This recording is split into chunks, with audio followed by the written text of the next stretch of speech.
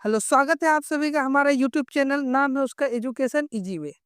इस चैनल पे हम लोग क्लास 6 से लेकर के 12 तक सारे कंटेंट को हम लोग बहुत ईज़ीएस्ट फॉर्मेट में आप लोग के लिए अवेलेबल करवाते हैं। तो आप हमारा यूट्यूब चैनल, हमारा हमारा वेबसाइट, हमारा एप्लीकेशन पर ज़रूर विज़िट कीजिएगा। तो आज का जो हमारा टॉपिक है ना, वो है basic concept of the chemical reaction. देखिए, जब भी हम लोग केमिस्ट्री को पढ़ते हैं तो सबसे ज़्यादा प्रॉब्लम हमारे सामने यही आती है कि हम लोग को उस केमिस्ट्री का रिएक्शन ही नहीं बनता है। अब जब रिएक्शन नहीं बनता है तो आपको केमिस्ट्री पढ़ने में मज़ा भी नहीं आता होगा।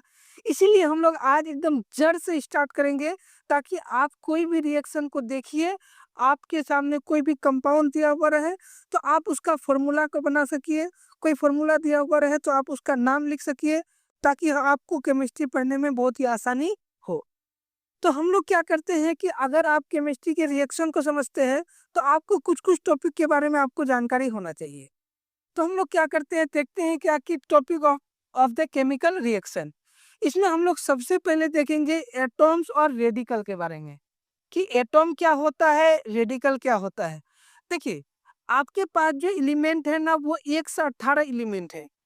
हम लोग को सारा एलिमेंट के बारे में पढ़ने की ज़रूरत नहीं है। आप 1 से लेकर के 20 तक सभी एलिमेंट के बारे में हम लोग जानेंगे, atomic mass, atomic number, valency वगैरह। और इसके अलावा 10 और भी ऐसे एटॉम होते हैं जिसके बारे में हम लोगों को स्टडी करने की ज़रूरत है। फिर हम लोग क्या करेंगे, रेडिकल यानी ग्रुप ऑफ एटॉम के बारे में देखेंगे। ज़्यादा नहीं है, एकदम बिल्कुल 10-12 रेडिकल आपको आएँगे। इसी से आपको क्या है कि क्लास 12 तक के हर एक कंपाउंड का फॉर्मेशन आप कर लेंगे। तो जितना भी कंपाउंड आपको दिखता है क्लास 10th और 12th में, आपको सारा कंपाउंड इन्हीं सारे रेडिकलों की मदद से हम लोग क्या करते हैं, कंपाउंड का फॉर्मेशन बनाते हैं। आप कोई भी दे दीजिए, sodium sodium chloride, sodium carbonate, potassium dichromate, जितना बड़ा से बड़ा, छोटा से छोटा कंपाउंड देखते हैं, सारा कंपाउंड बाबू यही एटम और रेडिकल के मिल से बना हुआ है। 20, 10, 30 और 10 रेडिकल, यानी टोटल 40 अगर आप जानते हैं तो सारा कंपाउंड को कर लेंगे। जब आप कंपाउंड का फॉर्मेशन सीख लेंगे सेकंड टॉपिक में, तो तीसरा टॉपिक हमारा हो जाएगा नेमिंग ऑफ द कंपाउंड।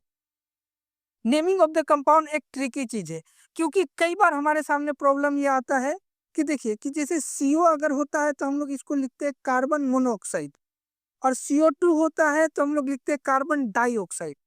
लेकिन फिर प्रॉब्लम कहाँ आती है कि जैसे NaCl होता है तो इसको हम लोग सोडियम क्लोराइड कहते हैं।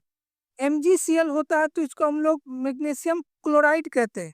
जबकि यहाँ पर कार्बन मोनोऑक्साइड का है, कार्बन डाइऑक्साइड का है। यहाँ एक क्लोरीन है तो इसको सोडियम क्लोराइड का है, और इसको भी मैग्नीशियम क्लोराइड ही कहते हैं, डाइक्लोराइड नहीं कहते हैं। तो कई सारी समस्या आपके सामने आती है जिसका सॉल्यूशन हम लोग इस टॉपिक में देने वाले हैं।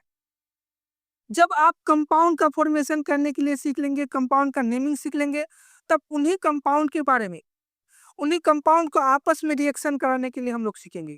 और कंपाउंड का रिएक्शन कराना जो है ना, एक एक एक बहुत ही ट्रिकी चीज़ होता है, जिससे अगर आप उस ट्रिक को, उसके कॉन्सेप्ट को अगर आप समझ लेते हैं, तो आपको दुनिया का कोई ऐसा रिएक्शन आ जाए, आप उसको एटलीस्ट कर लेंगे। अब ये जो हमारा टॉपिक है ना, वो बेसिकली क्लास 10th का है। लेकिन अगर आप क्लास 10 से जूनियर, अगर आप सेल्फ कॉन्शियस है, आप 9th में, 8th में हैं, तो भी आपके लिए ये टॉपिक देखना ज़रूरी है।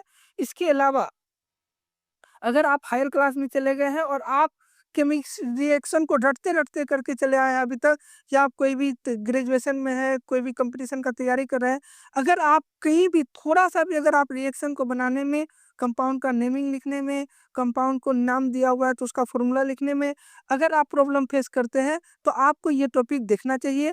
अगर आप कंप्लीट इसको देख लेते हैं, तो आपके सामने किसी भी तरह का केमिस्ट्री में रिएक्शन से रिलेटेड कोई प्रॉब्लम नहीं आएगा। तो चलिए हम लोग स्टार्ट करेंगे एटॉम्स और रेडिकल को।